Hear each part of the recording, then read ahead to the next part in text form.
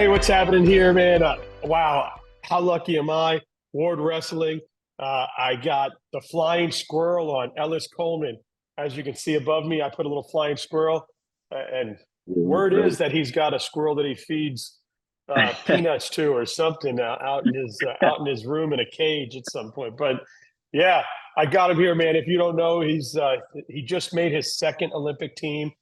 They're 12 years apart. 2012 to 2024.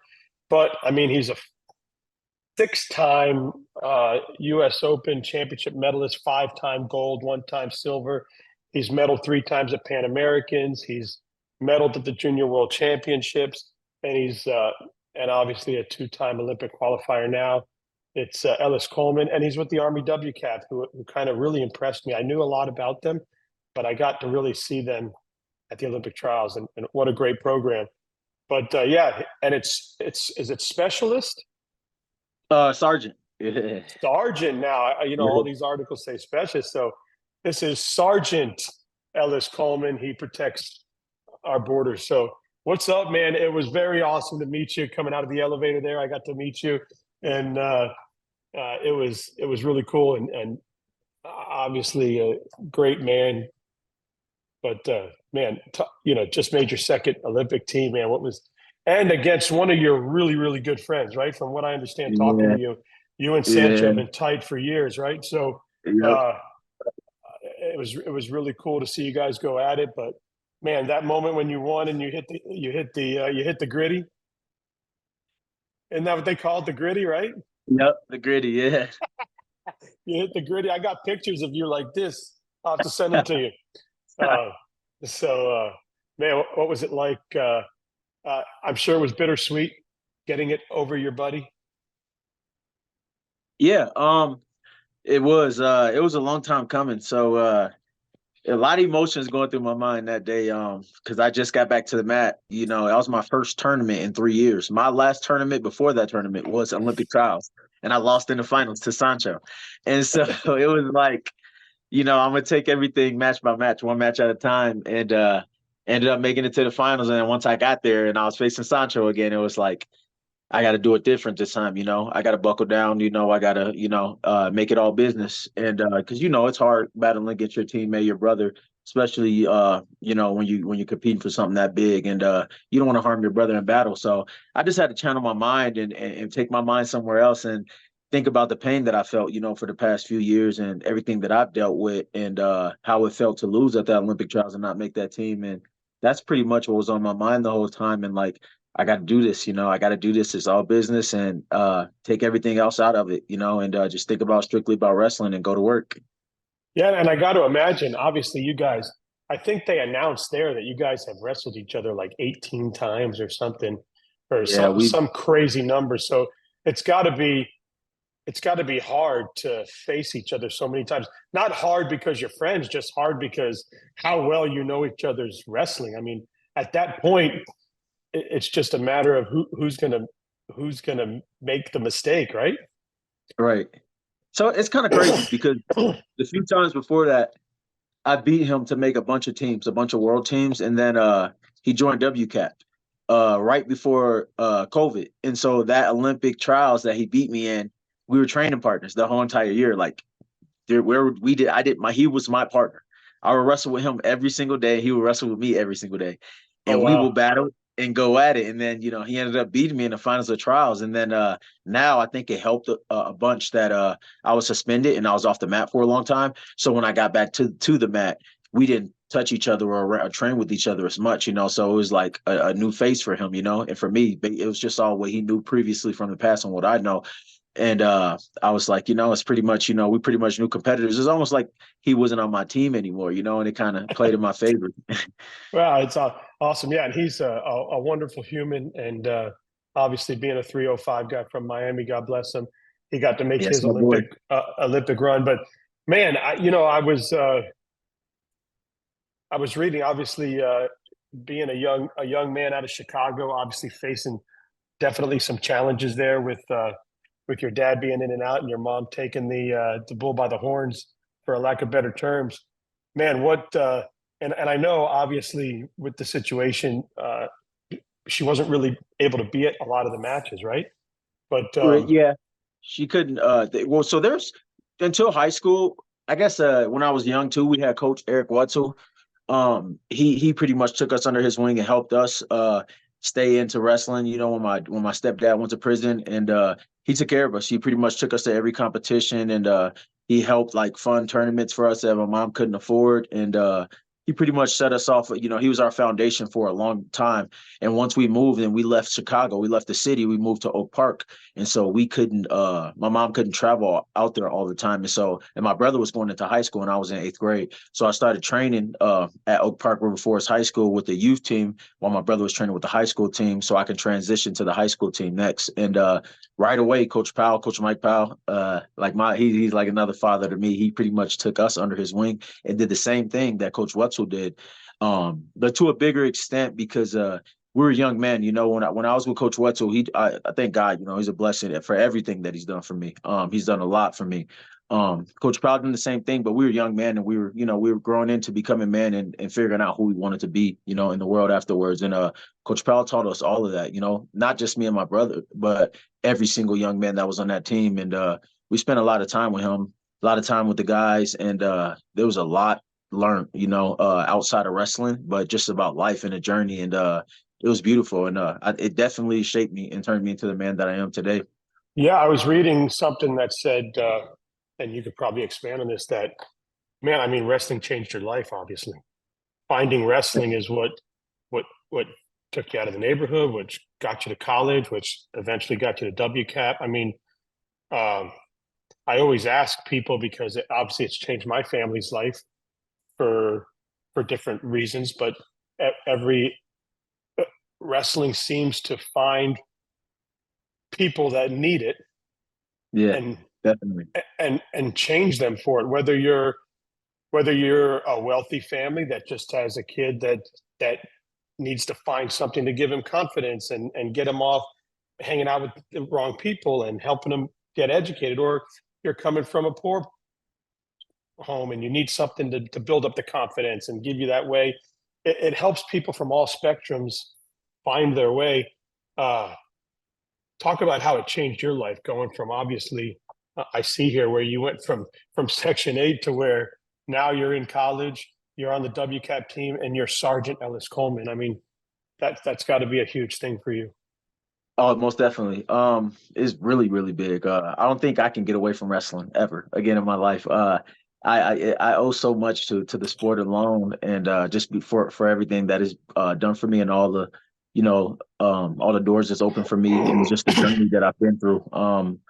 I started competing pretty competitively seventh, eighth grade. That's when I started wrestling schoolboy teams, and then going to Fargo after that. Once I started high school, and I got out the state. You know, the first thing I remember is leaving the state, going to Northern Plains and being in a hotel for the first time. And it was like, that was a shock for me, culture shock for me, just like getting out of the city, getting out of my apartment, being on the road, you know, and being in a hotel with a bunch of different other people, you know, from Illinois, and just having a blast, having a good time, messing around, joking around, going to restaurants, eating food. They gave us like per diem. We got like pretty much that. I never had allowance my whole life, you know, so it was like an allowance to me. You mean like I get like $50 to go eat whatever I want and have to make weight still, you know? And so it was crazy, man. Just like coming up at a young age and being able to travel, being able to experience all that with those guys, and then the transition into high school, and then even more traveling in high school, and then and going to different states and being with my teammates. And then after that, you know, it was senior level. And then the senior level, everything changed. I started going to different countries, you know. Before that, I went to college. I finished high school. I was the second person in my family to finish high school. So my mom got her GED. That was as high as I went. And then my brother, who wrestled before me, he went to college for wrestling at Merrimack. And then I went to Northern Michigan University, and I started wrestling there. And then I moved to Olympic Training Center. And so everything just started to line up, doing new things and transitioning into a new journey in my life, you And know, step by step. And then from that point, you know, I made an Olympic team at the Olympic Training Center. I brought my family. My mom, her first competition that she ever went to for me on the senior level was the Olympic trials in 2012. I ended up winning Olympic trials. My mom goes to London. My whole family gets to go to London. Her first time leaving the country. Oh, It's it's awesome. It just one thing changed after everything another, for you. blessing after blessing. Pardon? When did you start? Obviously, in high school, you wrestle folk style. What, Yep.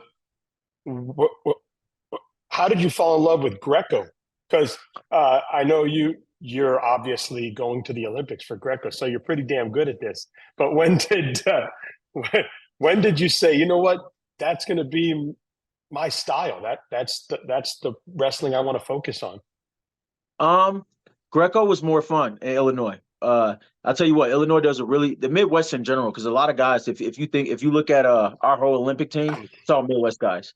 You know, you got two guys from Michigan, Kuhn and Dalton Roberts, and then you got Illinois guys, Mijo Rowland, Kamal Bay, you know, and then you got Peyton Jacobson, I think, who comes out of Wisconsin. So it's just all Midwest guys. Greco is huge in the Midwest. So we were doing a lot of competitions, freestyle Greco, Northern Plains, Central Plains, that whole region. And Coach Medlin, Brian Medlin, him and Coach Powell, like off season was always fun. They made it like to where there was always camaraderie, there was always events going on. It wasn't as strict and as tunnel vision and focused as folk style season was, because folk style season is a long season, right? And everybody's trying to win a state championship, and you're just focused, and you're going to school at the same time, right? So you have to focus on school and wrestling. In the summer, you don't have to focus on school. All you have to do is focus on wrestling, right? So it's all the more fun. And we would stay at people's houses during camps, and we would have fun. We'd do bonfires, camps, go to theme parks, and go on to the beach, and all sorts of things that we did and in the off season. And so all of those were, channeled around the competitions that we had coming up, like cadet duels, junior duels, and Fargo. And so doing all of that in the summer, like I had such a blast. It was the funnest time of my life growing up. And I eventually started doing well. I took heed to it, just like I took folk style season. I'll try to get 100 matches in every off season, and I started doing really well in Greco. And it channeled over to my folk style. Next season, folk style, I'll do better. Next season, I'll do better, because it's like I'm getting 2 seasons under with those 100 matches, 2 folk style seasons in the off season. And I ended up doing well in Fargo. I took fourth at Fargo. I would go undefeated at the doors a few times, and it was like, all right, this might be my thing. And the biggest thing for me was 1 year at our tournament at Oak Park. We had a Greco tournament. Tony Ramos. Me and Tony Ramos been wrestling each other our entire lives. Like I can remember before my stepdad went to jail and he had us wrestling, when we were kids, when I was 9 to 10 years old, me and Ramos would have crazy matches, like 12 to 10, 14 to 12, like insane matches. And my stepdad would always, you're going to beat that guy. You need to beat that guy. You need to beat that guy. And I would be nervous, like, oh, crap, I got Tony Ramos, because he was just a wrecking house at that time. And then I went to high school, and me and Ramos would face off a few times. He beat me in the state he beat me at the state tournament. And then I think he beat me in a couple tourneys, maybe once or twice, and then beat me in the state tournament. Then there was a time he was wrestling freestyle and Greco all the time. And then I wrestled him in the off season one time in freestyle, and I threw him. And we had a close match. I just kept closing the gap on him, and I almost beat him. And then he decided to come over to wrestle Greco at a tournament. He was doing well in every single style at that point. And he stopped wrestling Greco after I beat him at that tournament. It was only freestyle and folk style after that. So I beat him in That's Greco awesome. at the Oak Park tournament. And I was like, I finally beat Tony Ramos. In my mind, it was like, this is it. And I think I was reading it, correct me if I'm wrong, one of the best Greco guys to come out of our country is Joe Betterman, right? I mean, Yeah. he's an absolute animal. He teaches. I think he's highly involved with WCAP, right? Yeah, he And was in the world class athlete program for a while. He had a bunch of injuries, and then eventually he left the Army, disability. I actually coach with him. He coaches a youth team, Betterman Elite team, and I coach with him because me and Betterman we're both from Chicago, and he used to come up and do clinics and coach me. right. And then you had to wrestle him in the Olympic trials, right? Yeah. So and then I wrestled in That's the who you finals of beat in the Olympic trial. finals, right? Yeah. He is such a good dude. And I don't know who's a better wrestler, he or his wife, right?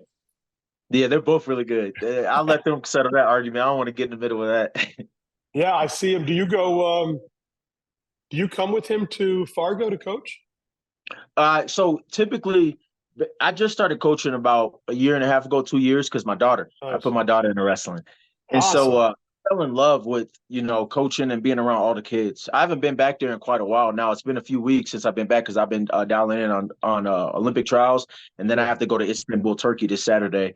But after that tournament, I will be back in the room every single day, and I just fell in love nice. with being around the kids, seeing their personalities, watch them grow, watch them learn, watch them win, and I want to transition over into that part, into being able to travel with those guys and do more. It was just hard with my schedule, trying to train, travel, go overseas, get the competition in that I need, and be able to coach the kids and do the same thing at the same time, along with my three kids who also have their needs as well. So Yeah, that's awesome. And who's the best wrestler in your house? me. Yeah. My she wife, hasn't she hasn't tossed you a few times? she wrestled 48 kilos. She could wrestle. She's tough. And she's got me. I'll admit it. She's got me in some positions, and I was like, "Oh crap," and she's taken me down before too. But nah, she's just too small. But if we were the same size, it You- definitely would be rough. yeah, you probably turned her into the flying squirrel. Throwing her. Listen, that WCAT program, man, I was really, really impressed with, watching you guys work at the Olympic trials. Obviously, this is the highest level you can get in our country, is to be at this Olympic trials, other than going to the Olympics, right?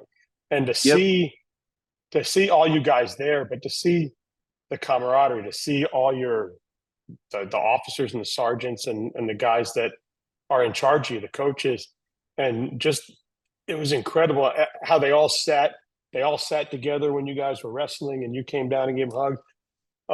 A lot of great men and women are coming out of that program. Uh, what makes that program so special? Um, the culture. I think that just the values that the Army is based upon, right? Can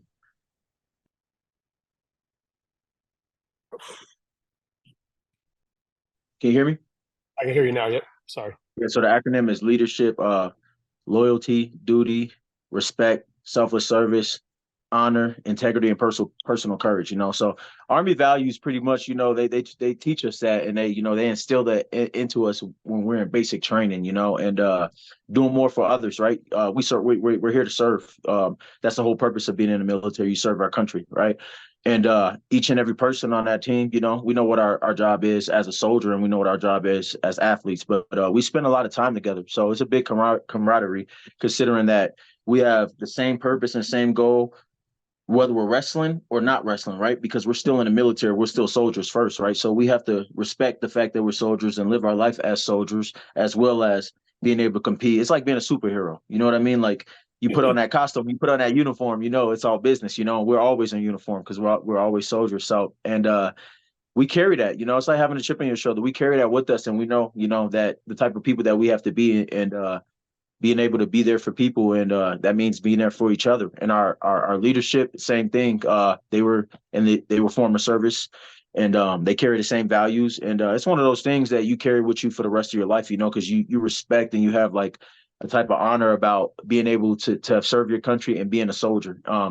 And Army's the biggest frat in the world, right? And we all know that we have to compete against each other sometimes, but at the end of the day, I am my brother's keeper, and we got to take care of each other, and we keep that with us, and we try to do everything we can outside of competition, with staying together, having group events, whether we go out to eat and have dinners. Coach Lewis makes sure that it's set up, with the purpose bigger than wrestling. And Coach Mango and Coach Robinson as well, that it's bigger than wrestling too. Like, after we're done weighing in, or before we go to this competition, or when we go to this camp in this country, we need to take a walk together every single day, have breakfast together every single day, share our, everything that we're going through, our trip together, share what we've seen on the mat together, share like our whole, whatever our adventure is going on in that country or at that competition together. And when you're around people so long, every single day, you see them every single day, 2 times a day. I see them more than my family. You grow a love Yeah. for them, and you want to take care of them like they're one of your Oh own. yeah.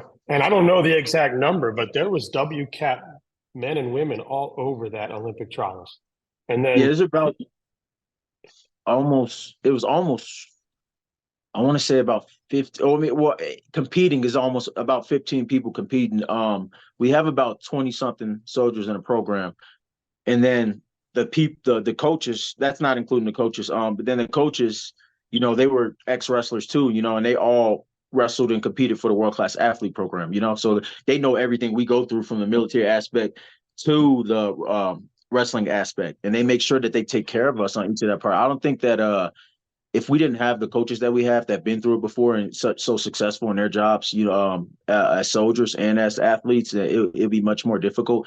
But the fact that we have those guys, the Spencer Mangos, Bruce Robinson, Sean Lewis, Ramil Byers, we have the people that we have there. It makes it all the more better and makes it much easier for us. It makes us love it.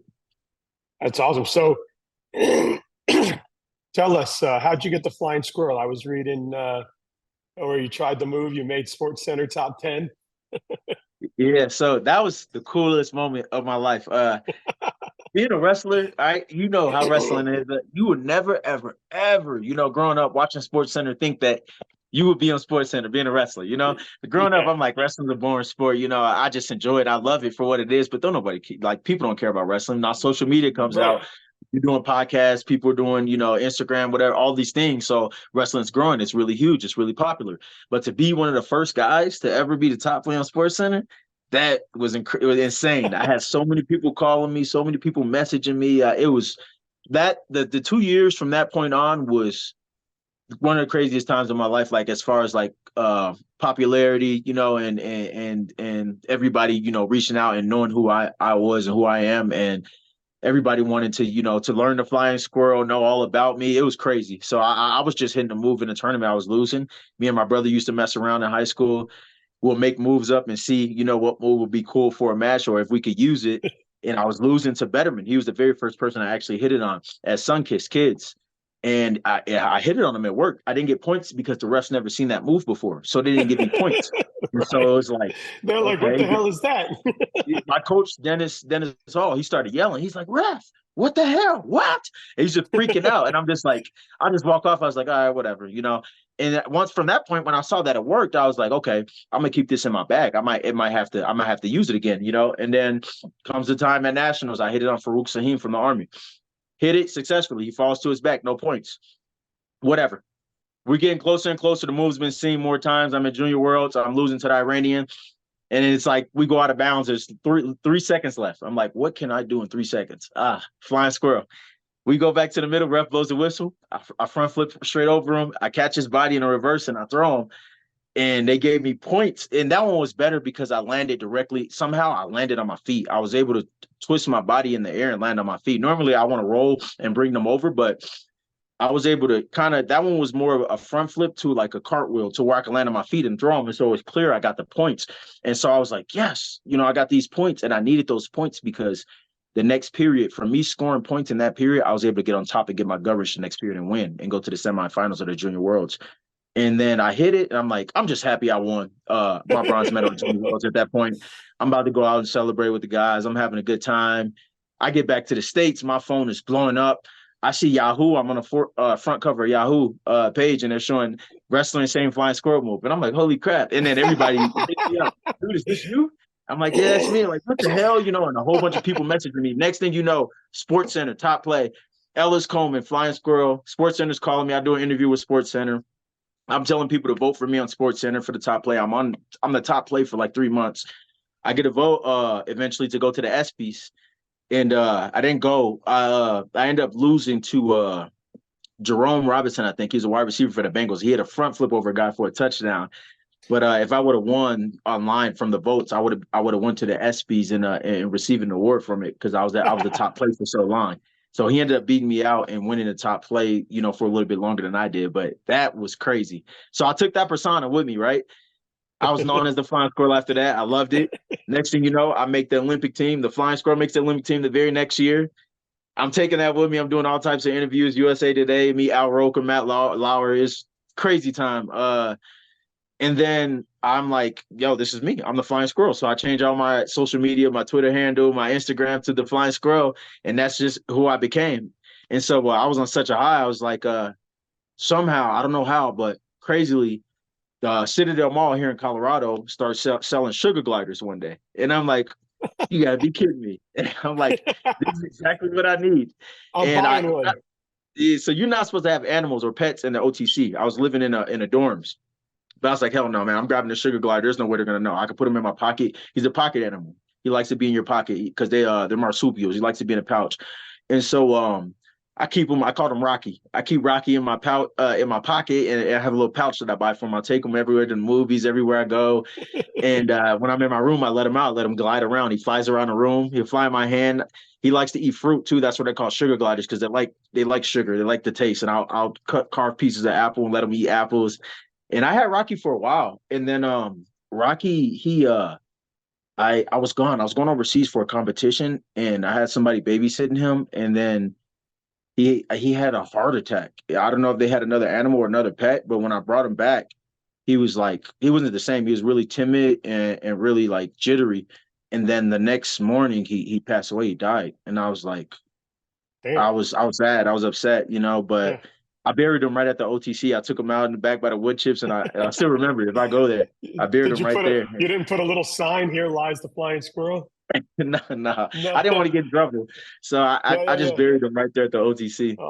I know. I remember. I had a friend who had one of those, and they said that their dad or their parent was getting ready, and it got lost in the closet, and then it rent up his shirt, and he's running around in his body, and said the dad was running around like, "Oh no, what's going on?" And the squirrel was up in there. That's crazy. Oh man, this has been really fun, man. We could do this anytime. I, I'm praying for you. I hope you go to Istanbul and qualify the weight, and then Thank you. get your butt over to Paris and do your thing. I know there's a few of you freestyle and Greco that have to qualify the weight. So, Yeah. uh, man, I'll be rooting for you. I'll be keeping an eye on you, and man, this is cool. And I'll tell Destin tomorrow. I'm like, guess who I talked to? Your old boy. Yeah, tell Yeah, he Dustin I said, said what's up. So I grew up with him at the OTC. When you go to OTC, like at a young age, there was a culture. I don't know how it is now, but there's a culture around there where like there's a lot of camaraderie there because all the athletes are staying there in dorms. So we see each other every single day, and we grew up together, me and Destin, and a lot of those freestyle guys and Greco guys, and we would hang out and go to dinner, go to movies, and do all types of things together. And it was fun. I miss those days. And yeah, it tell was cool. Destin I said what's up. He's I like, miss him. man, the flying squirrel's the man. That's my He's boy. been I love him. keeping up. He's so But he's a I he, uh I so the Istanbul Turkey qualification tournament is coming up Saturday. So I appreciate you sending your blessings out for that. Thank you very much. And this is kind of what we planned for, right? So I retired in 2021. I put my shoes on the mat after I lost to Sancho. And now I'm back wrestling. I have an army contract to fulfill. It doesn't really work right like that in the army when you retire. You can't just yeah, retire, be done with yeah, wrestling, and think that you just walk off the mat.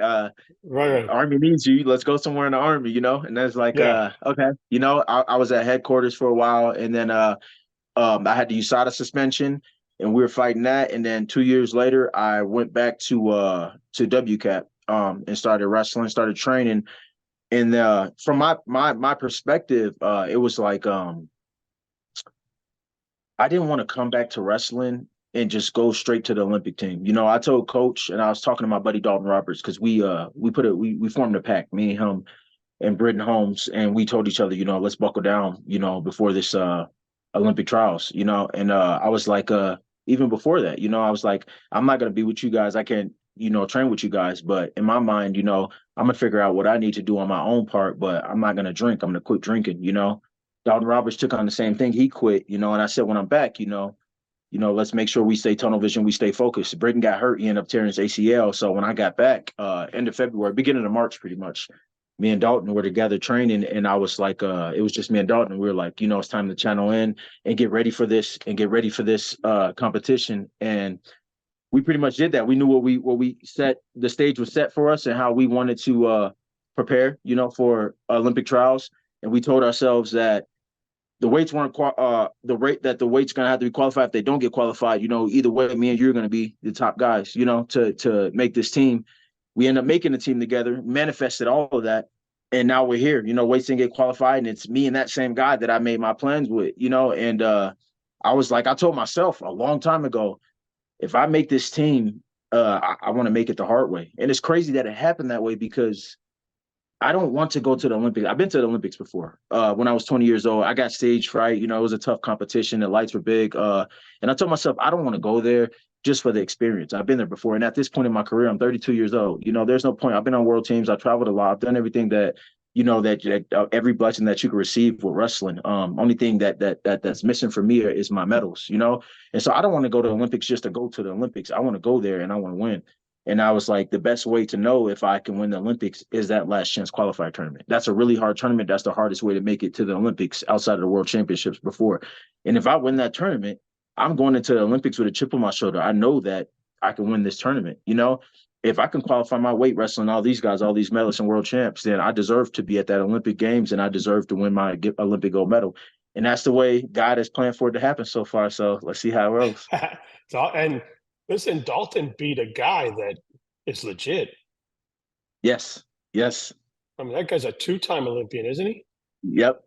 He's an Olympian in another country and Olympian in the US. So yeah, Ildar is a really good wrestler. Yeah. And he's one of you guys too, isn't he? Yes. World-class athlete program. So there's a span where me and Ildar were on all the same teams together. And then I lost that Olympic trials to Sancho. Ildar made that Olympic team. And now I won Olympic trials and Ildar lost to Dalton. It's kind of crazy how like it plays out. But Ildar's a really, really, really, really good person. If you get to know him, he's one of the best people I ever met. And then wrestling wise, it doesn't get better than the guys in Asia. They have phenomenal technique, you know. So Ildar brings some technique to the room that's like top notch, right? So those guys are really good at arm spins, arm throws, lifts. You know, really good technician, and it's definitely helped Dalton develop his game.